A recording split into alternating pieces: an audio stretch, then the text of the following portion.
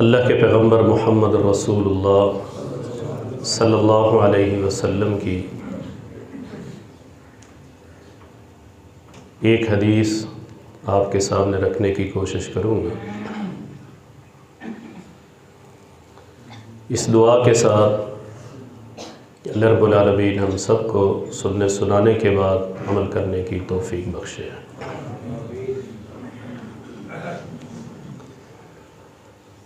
صحیح بخاری کی حدیث ہے، آپ کی اور میری ماں حضرت عائشہ صدیقہ طیبہ طاہرہ رضی اللہ تعالیٰ عنہ فرماتی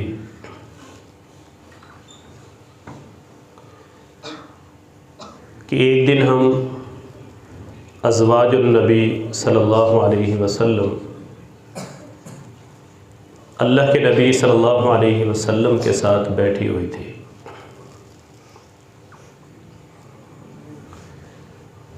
ام المومنین میں سے اللہ کے نبی صلی اللہ علیہ وسلم سے ایک نے سوال کر دیا۔ وہ سوال یہ تھا، کہنے لگیں اللہ کے نبی صلی اللہ علیہ وسلم، ایتنا لحوکم بک یا رسول اللہ صلی اللہ علیہ وسلم، آپ کے جانے کے بعد سب سے پہلے ام المومنین میں سے، ازواج النبی صلی اللہ علیہ وسلم میں سے آپ سے ملاقات کون کرے گی؟ اس لیے کہ انہیں معلوم ہے کہ پیغمبر علیہ السلام سے ملنا اور سب سے پہلے ملنا یہ ایک عظیم سعادت ہے، اور وہ یہ بھی جانتی ہیں کہ اللہ کے نبی صلی اللہ علیہ وسلم جو جواب دیں گے وہ جواب بھی حق اور سچ ہوگا۔ تو نبی علیہ السلام نے فرمایا، ان اطولکن یدن لحوکم بی، مجھ سے سب سے پہلے وہ ملے گی جس کے ہاتھ سب سے لمبے ہوں گے۔ اور اس طرح کی بات ایک مرتبہ کائنات کے امام محمد رسول اللہ صلی اللہ علیہ وسلم نے اپنی لخت جگر فاطمہ الزہرا رضی اللہ تعالی عنہ سے بھی کی۔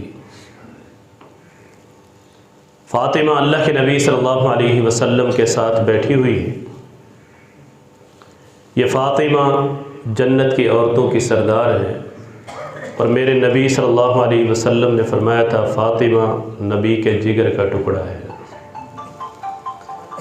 اور جس نے حضرت فاطمہ رضی اللہ تعالی عنہ کو تکلیف دی، گویا کہ اس نے اللہ کے پیغمبر محمد رسول اللہ صلی اللہ علیہ وسلم کو تکلیف دی۔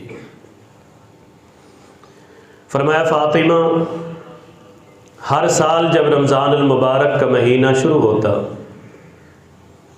تو جبریل امین تشریف لاتے، قرآن کریم کا دور ہوتا، ادھر رمضان مکمل ہوتا، ادھر قرآن مکمل ہوتا۔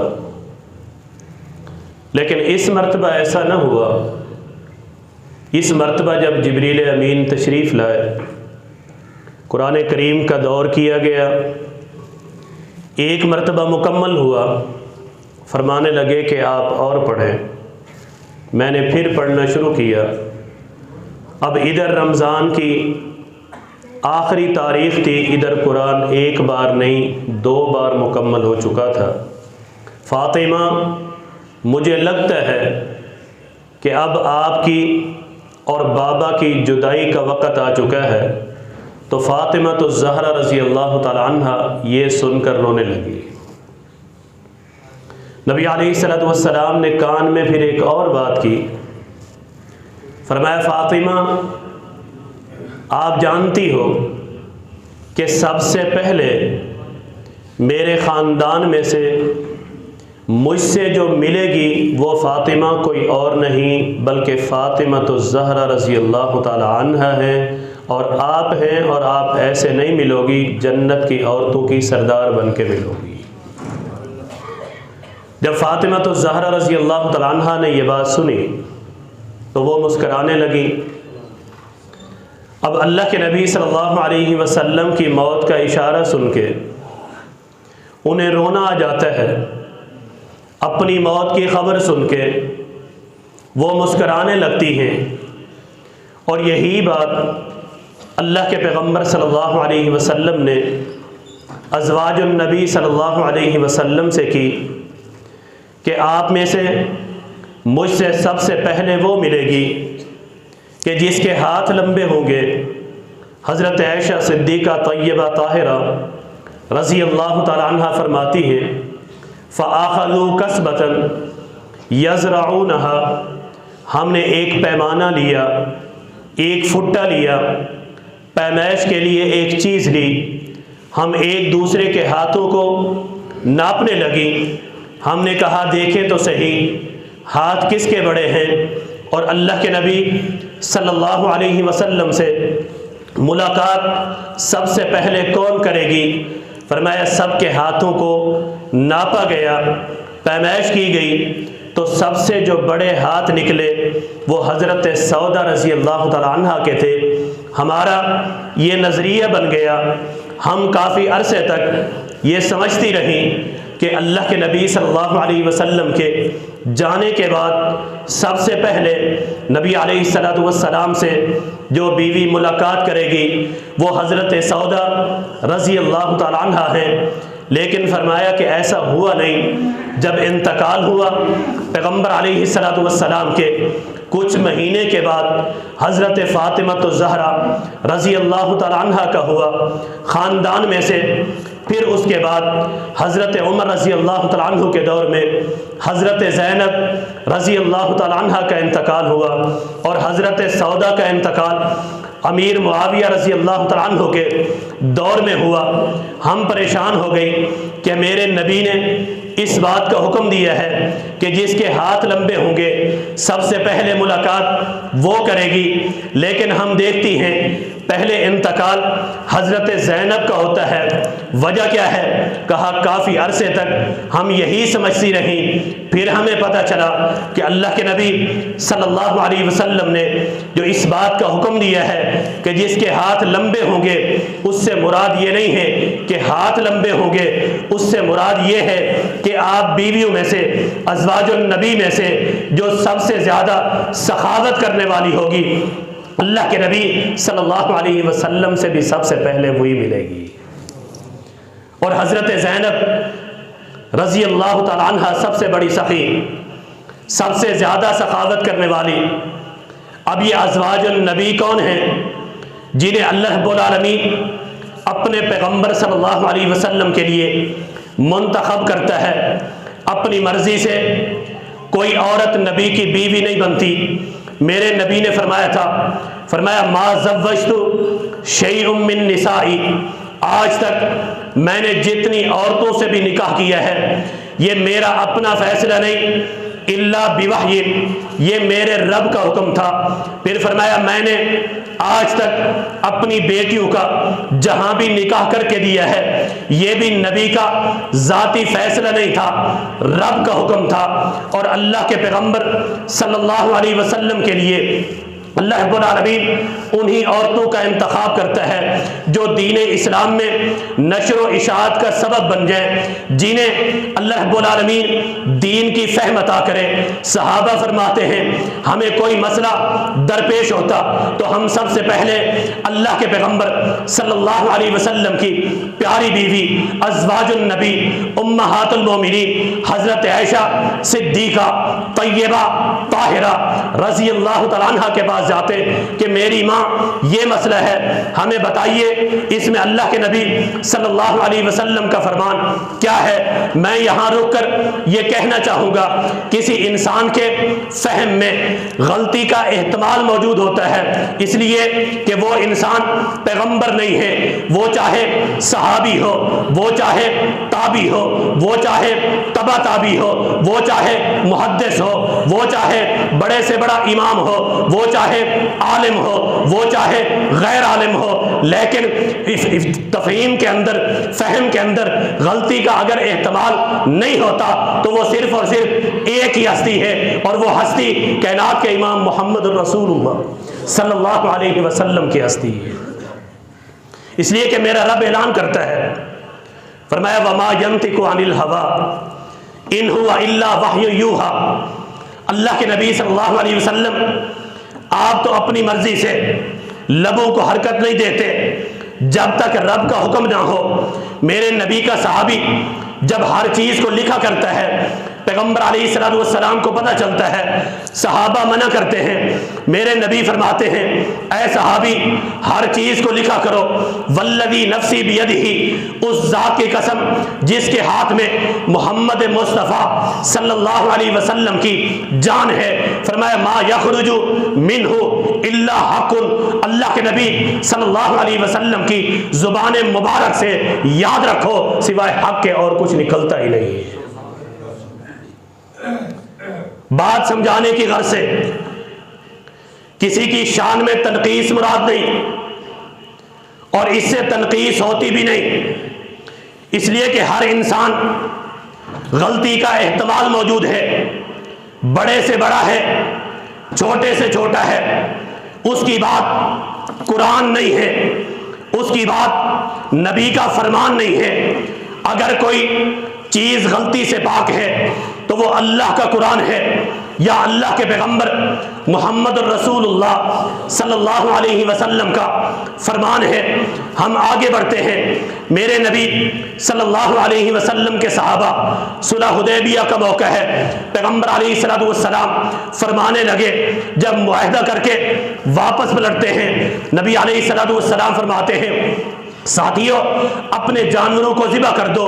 میرے نبی نے ایک مرتبہ یہ بات نہیں کی، پیغمبر علیہ السلام نے ایک مرتبہ حکم دیا، صحابہ جہاں بیٹھے ہیں بیٹھے رہتے ہیں، میرے نبی نے پھر فرمایا جہاں بیٹھے ہیں بیٹھے رہتے ہیں، میرے نبی نے پھر فرمایا جہاں بیٹھے ہیں بیٹھے رہتے ہیں۔ پیغمبر علیہ السلام غمزدہ حالت میں اپنے خیمے کی طرف بڑھتے ہیں، خیمے میں ام سلمہ رضی اللہ تعالیٰ عنہ کو دیکھا۔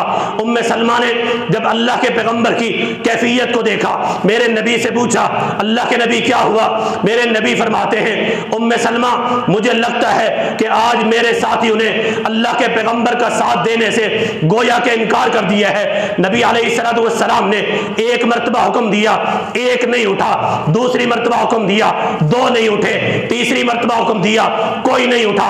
ابو بکر موجود ہے، عمر موجود ہے، عثمان موجود ہے، علی موجود ہے، طلحہ زبیر موجود ہیں، جلیل القدر صحابہ موجود ہیں، وہ موجود ہیں جنہیں میرے نبی نے فرمایا تھا لو کنت متخذا من اہل الارض خلیلا لاتخذت ابا بکر خلیلا، اگر میں اس روئے زمین پر کسی کو اپنا دوست بناتا تو ابو بکر کے علاوہ کوئی نہ ہوتا۔ وہ موجود ہیں جنہیں میرے نبی نے فرمایا لو کان بعدی نبی لکان عمر ابن الخطاب، میرے بعد اگر کوئی نبی ہوتا تو خطاب کا بیٹا عمر ہوتا۔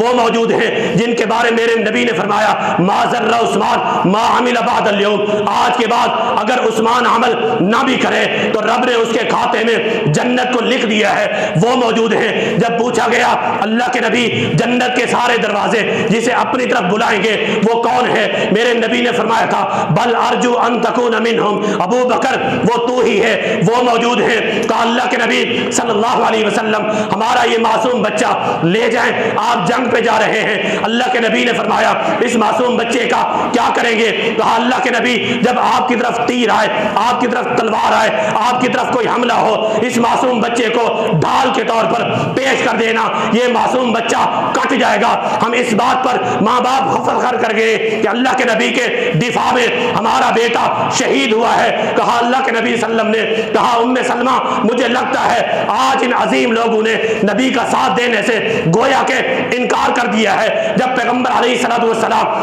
حکم دیتے ہیں، کہا ساتھیوں رب کے راستے میں خرچ کرو، گھر کا سارا سامان لٹا دیتے ہیں، آدھا سامان لے آتے ہیں، اللہ اور اس کے رسول کی سوائے محبت کے کچھ چھوڑتے نہیں ہیں۔ ام سلمہ فرمانے لگی اللہ کے نبی ممکن ہے کہ وہ صحابہ آپ کی بات کو سمجھے نہ ہوں، ایسا ممکن نہیں ہے کہ اللہ کے نبی کا ساتھ چھوڑ دیں، ایسا ممکن نہیں ہے، وہ تو ایسے عظیم ہیں، پتے کھانے پڑے تو انہوں نے کھائے، پتے کھانے پڑے انہوں نے کھائے، پتھر باندھنے پڑے انہوں نے باندھے، بھوکا رہنا پڑا بھوکے رہ گئے، اللہ کے نبی صلی اللہ علیہ وسلم کا دفاع کرتے کرتے بیک وقت ساتھ صحابہ انصار صحابہ کرتے چلے گئے نبی کے دفاع میں۔ کہا اللہ کے نبی ایسا ہو نہیں سکتا، ممکن ہے وہ یہ سمجھے ہوں کہ اللہ کے نبی صلی اللہ علیہ وسلم ہمارا امتحان لے رہے ہیں، آپ ایسا کریں آپ کا اپنا جانور خیمے کے ساتھ بندھا ہوا ہے، آپ پہلے اپنے جانور کو ذبح کریں، پھر دیکھیں کہ یہ اللہ کے نبی صلی اللہ علیہ وسلم پر جانیں لٹانے والے اللہ کے نبی صلی اللہ علیہ وسلم کے حکم کی تعمیل کرتے ہیں یا نہیں کرتے۔ میرے نبی صلی اللہ علیہ وسلم نے اپنے جانور کو ذبح کیا۔ توجہ، حدیث میں آتا ہے نبی علیہ السلام ہمیں چیک کر رہے ہیں، میرے پیغمبر کا اپنا جانور بندھا ہوا ہے، وہ یہ دیکھنا چاہتے ہیں کہ یہ گھروں کو لوٹنا چاہتے ہیں یا آگے بڑھنا چاہتے ہیں۔ نبی علیہ السلام نے جب جانور کو ذبح کیا پھر سارے ہو چکے، میں یہ عرض کر رہا تھا کہ غلطی کا احتمال بڑے سے بڑا کیوں نہ ہو موجود ہے، فہم میں فقہ میں غلطی ہو سکتی ہے، اگر کسی کی بات میں غلطی نہیں ہوتی، کسی کی بات قرآن ہوتی ہے یا نبی کا فرمان ہوتا ہے، وہ صرف دین ہے، وہ اللہ کا حکم ہے، نبی کا حکم ہے، وہ غصے میں بات کرے تو بھی دین ہے، وہ خوشی میں بات کرے تو بھی دین ہے، وہ ہنستے ہوئے بات کرے تو بھی دین ہے، وہ غصے میں بات کرے تو بھی دین ہے، وہ اپنوں کے ساتھ بات کرے تو بھی دین ہے، وہ بیگانوں کے ساتھ بات کرے تو بھی دین ہے۔ کیوں؟ وما ينطق عن الهوى ان هو الا وحی یوحى۔ حضرت عمر رضی اللہ تعالیٰ عنہ، ان کے مناقب و فضائل میں کس کو شک ہے؟ میرے نبی نے فرمایا تھا عمر تو جس راستے سے گزرتا ہے شیطان وہ راستہ چھوڑ دیتا ہے۔ جب پیغمبر علیہ السلام یہ دنیا چھوڑتے ہیں تو کہنے لگے واللہ ما مات رسول اللہ، اللہ کی قسم اللہ کے نبی صلی اللہ علیہ وسلم پر موت نہیں آئی۔ ابو بکر صدیق رضی اللہ تعالیٰ عنہ تشریف لاتے ہیں، صحیح بخاری کی حدیث ہے، کہا عمر بیٹھ جاؤ، حضرت عمر رضی اللہ تعالیٰ عنہ بیٹھے نہیں، پھر فرمایا بیٹھ جاؤ، نہیں بیٹھے، بیٹھ جاؤ، نہیں بیٹھے، پھر فرمانے لگے من کان یعبد محمدا فإن محمدًا قد مات۔ کہا جو اللہ کے نبی صلی اللہ علیہ وسلم کی عبادت کرتا تھا آج اللہ کے نبی اس دنیا سے جا چکے۔ من کان یعبد اللہ فإن اللہ حی لا یموت، اور جو شخص اللہ رب العالمین کی عبادت کرتا ہے میرا رب زندہ اور جاوید ہے، هو الاول والآخر والظاہر والباطن، وہ اول سے آخر تک ہے، اس پر کبھی موت نہیں آتی۔ یہ ابو بکر صدیق رضی اللہ تعالیٰ عنہ کا اپنا فہم تھا جو بات کر رہے تھے، لیکن پھر بھی وہ نہیں بیٹھے۔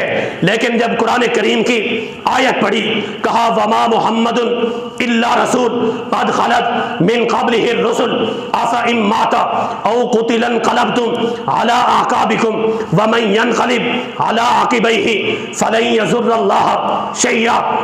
کہا اللہ کے نبی صلی اللہ علیہ وسلم اللہ کے رسول ہیں، ان سے پہلے کئی رسول گزر چکے، اگر ان پر موت آ جائے یا ان کو شہید کر دیا جائے کیا تم پھر جاؤ گے؟ کہا جو پھر جائے گا وہ رب کا نقصان نہیں بلکہ اپنا نقصان کرے گا۔ دلیل کے طور پر ایک اور آیت پڑھی، کہا انکا میت وانہم میتون، پیغمبر علیہ السلام کے چہرے ادھر کا بوسہ لیا، بوسہ لینے کے بعد فرمانے لگے اللہ رب العالمین آپ پر دو مرتبہ موت کو جاری نہیں کرے گا۔ حضرت فاروق اعظم رضی اللہ تعالیٰ عنہ بیٹھے نہیں، حدیث میں آتا ہے جب قرآن کریم کی یہ آیات سنتے ہیں بے ہوش ہو کر گر پڑتے ہیں، پھر یہ کہتے ہیں کہ میری ٹانگوں نے میرے جسم کا بوجھ برداشت کرنے سے انکار کر دیا۔ کہا قرآن کریم کی آیات ہم پڑھتے رہتے تھے، سنتے رہتے تھے، لیکن ہم نے کبھی غور نہیں کیا تھا کہ اس کا مطلب یہی ہے جب یہ پڑھتے ہیں بے ہوش ہو کر گر پڑتے ہیں۔ کون عمر ہے؟ وہ عمر ہے جسے میرے پیغمبر نے فرمایا میرے بعد نبی ہوتا تو عمر ہوتا۔ حضرت زینب فرماتی ہے قرآن اترتا ہمارے گھر میں لیکن مشورہ فاروق اعظم کا ہوتا، کوئی بات اس روئے زمین پر کرتے، اللہ رب العالمین اسے قرآن بنا کر نازل کر دیتا۔ تقریباً 17 آیات قرآن کریم کے اندر ایسی موجود ہیں جو فاروق اعظم رضی اللہ تعالیٰ عنہ کے مشورے سے قرآن میں نازل ہوئی ہے، لیکن بتانے کا مقصد یہ ہے فہم میں غلطی کا احتمال موجود ہے۔ جس کے فہم میں غلطی نہیں ہوتی، جس کی بات میں غلطی نہیں ہوتی، جس کے قول میں غلطی نہیں ہوتی، جس کے فعل میں غلطی نہیں ہوتی، جس کا قول شریعت ہوتا ہے، جس کا فعل شریعت ہوتا ہے، جس کی بات شریعت ہوتی ہے، جس کا حکم شریعت ہوتا ہے، وہ صرف اور صرف کائنات کے امام محمد الرسول اللہ صلی اللہ علیہ وسلم ہے۔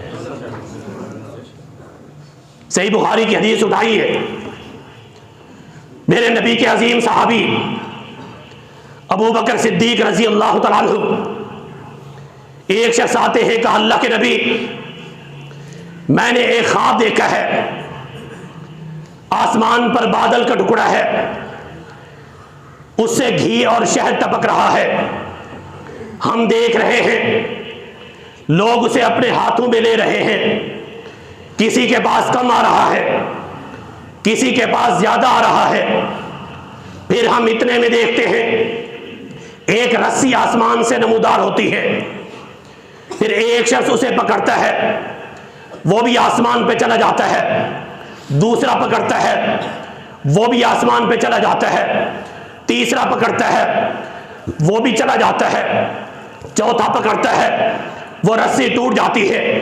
اللہ کے نبی صلی اللہ علیہ وسلم بتائیے اس کی تعبیر کیا ہے؟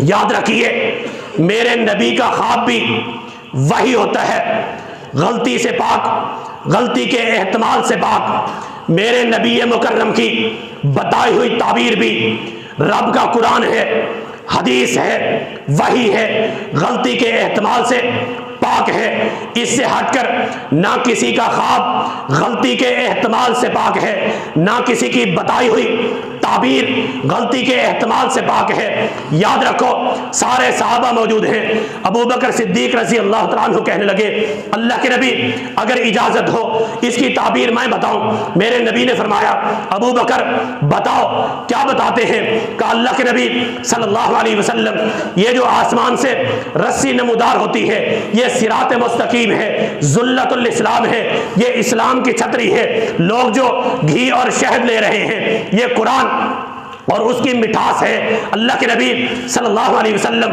ایک شخص پکڑتا ہے چلا جاتا ہے، وہ بھی صراط مستقیم پر ہے، گویا کہ اللہ کے نبی ہیں۔ یاسین والقرآن الحکیم انک لمن المرسلین علی صراط مستقیم۔ پھر اس کے بعد ایک آتا ہے وہ بھی صراط مستقیم پر ہے، پھر تیسرا آتا ہے، چوتھا آتا ہے، حالات خراب ہوتے ہیں وہ بھی صراط مستقیم پر ہے۔ اللہ کے نبی صلی اللہ علیہ وسلم یہ جو اپنے ہاتھوں میں لے رہے ہیں یہ قرآن ہے، اس کی مٹھاس ہے، یعنی علم ہے۔ یہ ابو بکر صدیق رضی اللہ تعالیٰ عنہ تعبیر بتاتے ہیں، تعبیر بتانے کے بعد پھر فرمانے لگے اللہ کے نبی صلی اللہ علیہ وسلم مجھے بتائیے اصبت ام اخطأت، میں نے غلطی کی ہے یا میں نے بات صحیح بتائی ہے، میری تعبیر ٹھیک تھی یا میری تعبیر غلط تھی؟ میرے نبی نے فرمایا صحیح بخاری اٹھائیے، سنن ابو داؤد اٹھائیے، صحیح مسلم اٹھائیے، جامع ترمذی اٹھائیے، سنن نسائی اٹھائیے، ابن ماجہ اٹھائیے۔ میرے نبی نے فرمایا ابو بکر اصبت بعضا و اخطأت بعضا، آپ نے بعض چیزیں صحیح بتائی ہیں، بعض چیزیں غلط بتائی ہیں۔ یہ کون ابو بکر ہے؟ یہ وہ ابو بکر ہے۔ میرے نبی نے فرمایا ساری کائنات کے احسانوں کا بدلہ اللہ کے نبی نے چکا دیا ہے۔ ابو بکر صدیق وہ شخص ہے جس کے احسانوں کا بدلہ اس دنیا میں اللہ کے نبی نہ چکا سکے، روز قیامت اللہ رب العالمین ان کے احسانوں کا بدلہ انہیں عطا کرے گا۔ کہا کچھ چیزیں صحیح ہیں کچھ چیزیں غلط ہیں، میرے نبی سے کہنے لگے اللہ کے نبی میں آپ کو قسم دے کے پوچھتا ہوں مجھے بتائیے میری غلطی کیا ہے؟ میرے نبی نے فرمایا ابو بکر قسمیں نہ دو، قسم نہ دو۔ حدیث یہاں تک ہے، محدثین نے آگے اپنی شروحات میں مختلف باتیں کی ہیں۔ کسی نے کہا غلطی یہ تھی، حافظ ابن حجر رحمہ اللہ نے فتح الباری میں نقل کیا ہے کہ غلطی یہ تھی، یہ آسمان سے دو مختلف چیزیں اتر رہی تھیں، انہوں نے قرآن اور اس کی حلاوت مٹھاس کہا یہ ایک چیز ہے، قرآن اور حدیث نہ کہا، یہ غلطی ہے۔ لیکن غلطی کیا ہے ہمیں اس پہ جانے کی ضرورت نہیں ہے، اللہ رب العالمین ان کو معاف کر چکا ہے۔ فرمایا رضی اللہ عنہم ورضوا عن، جنت کے سارے دروازے جسے اپنی طرف بلا رہے ہیں وہ ابو بکر صدیق ہے، وہی ابو بکر صدیق ہے۔ میرے نبی صلی اللہ علیہ وسلم فرماتے ہیں من اصبح منکم اليوم صائما، آج روزہ کس نے رکھا ہے؟ قال ابو بکر انا، اللہ کے نبی میں ہوں۔ میرے نبی نے فرمایا تھا من عاد منکم اليوم مریضا، آج عیادت مریض کے کس نے کی ہے؟ اللہ کے نبی میں ہوں۔ کہا آج مسافر کو کھانا کس نے کھلایا ہے؟ کہا اللہ کے نبی میں ہوں۔ کہا نماز جنازہ میں شریک کون ہوا ہے؟ کہا اللہ کے نبی میں ہوں۔ کہا غلام آزاد کس نے کیا ہے؟ کہا اللہ کے نبی میں ہوں۔ کہا تدفین تک موجود کون رہا ہے؟ کہا اللہ کے نبی میں ہوں۔ کہا یہ 4 سے 5 کام کسی ایک بندے میں اگر جمع ہو جائیں سوائے جنت کے اس کا اور کوئی ٹھکانہ نہیں ہے۔ بات سمجھانے کی غرض سے، ورنہ ان عظیم لوگوں کی پاؤں کی ٹھوکر سے اڑنے والی دھول ہماری آنکھوں کا سرما ہے، ان کی باتیں ہمارے سر کا تاج ہیں۔ بتانا یہ ہے کہ ایک طرف اگر میرے نبی مکرم کی بات ہے، دوسری طرف ابو بکر صدیق کی بات ہے، اللہ کے لیے انصاف اور حق کا تقاضا یہ ہے صحابی کی بات کو چھوڑ کر نبی کی بات کو سینے سے لگایا جائے۔ انصاف یہ ہے ایک طرف میرے نبی کی بات ہے، دوسری طرف فاروق اعظم کی بات ہے۔ انصاف اور حق یہ ہے فاروق اعظم کی بات کو چھوڑ کر پیغمبر کی بات کو سینے سے لگا۔ ایک طرف میرے نبی کی بات ہے، دوسرے طرف تمام صحابہ کی باتیں ہیں، ان کو چھوڑ کر نبی مکرم کے فرمان کو سینے سے لگا۔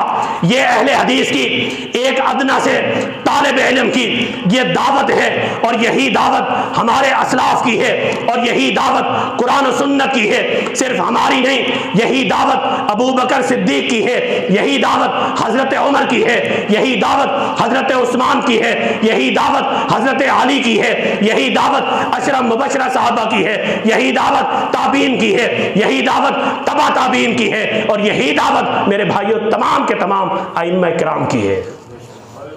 اس میں کوئی شک نہیں۔ دو باتیں ہیں، دو باتیں، ایک طرف میرے نبی کا فرمان ہے، دوسری طرف ساری کائنات میں سے کسی کا فرمان ہے، کسی کا قول و عمل ہے۔ لیکن اس دنیا میں رہنے والے کسی شخص سے بھی آپ پوچھتے ہیں ان دو باتوں میں صحیح بات کون سی ہے، حق اور سچ کا تقاضا کیا ہے، کون سی بات لینی چاہیے، کون سی بات ماننی چاہیے، کون سی بات چھوڑنی چاہیے؟ اللہ کی قسم کھا کر منبر رسول پر کھڑا ہو کر کہتا ہوں ہر شخص جس نے نبی کا کلمہ پڑھا ہے وہ یہی کہے گا کہ میرے نبی کی بات کو سینے سے لگانا چاہیے، دوسروں کی باتوں کو چھوڑ دینا چاہیے۔ لیکن ایک ہم ہیں کہ جو صرف کہتے نہیں ہیں، پریکٹیکل کرتے ہیں، دوسرے بھائی صرف کہتے ہیں، لیکن جب بات آ جاتی ہے نبی مکرم کی بات کو چھوڑ کر دوسروں کے اقوال و افعال کو سینے سے لگاتے ہیں، میرے نبی کی بات کو چھوڑ دیتے ہیں۔ اللہ کی قسم دکھ اور تکلیف اس وقت ہوتی ہے جب نبی کی بات کو چھوڑ دیا جاتا ہے، ایک امتی کی بات کو سینے سے لگا کر اس پر عمل کیا جاتا ہے، ورنہ کسی کی تنقید مراد نہیں،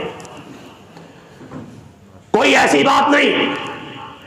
میں اگر اپنے فہم کی بنیاد پر یہ بات کہوں، کسی کے فہم کو رد کر دوں تو مجھ سے بڑا گستاخ کوئی نہیں، لیکن اگر ایک طرف میرے نبی کا فرمان، میرے رب کا فرمان، پھر اگر رب کے فرمان کو چھوڑ کر، نبی کے فرمان کو چھوڑ کر کسی اور کی بات کو لے لینا، اس کا مطلب ہے کہ مجھ سے بڑا پھر اللہ کے نبی کا گستاخ بھی کوئی نہیں۔ بات سمجھنے کی ہے، ٹائم نہیں ہے، نہیں تو میں آپ کو مثالیں دیتا، آپ کو بتاتا کہ اللہ کے نبی صلی اللہ علیہ وسلم کے صحابہ بھی یہی کہتے چلے آئے، یہی فرماتے چلے آئے۔ ابو بکر صدیق نے فرمایا تھا، لوگو اطیعونی ما اطعت اللہ ورسولہ، آپ اس وقت تک میری اطاعت کرنا جب تک میں اللہ اور اس کے رسول کی اطاعت کروں، میں اگر اللہ اور اس کے رسول کی اطاعت نہ کروں تو تم بھی میری اطاعت نہ کرنا۔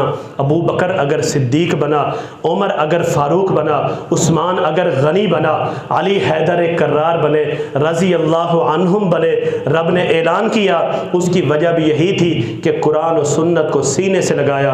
آج اگر ہم بھی قرآن و سنت کو سینے سے لگائیں گے، انشاءاللہ اللہ تعالی ہمیں بھی عزت دے گا، اور انشاءاللہ رب العالمین ہمارے اعمال بھی قبول کرے گا۔ اللہ رب العالمین سمجھ دے اور عمل کی توفیق دے۔ وما توفیقی الا باللہ۔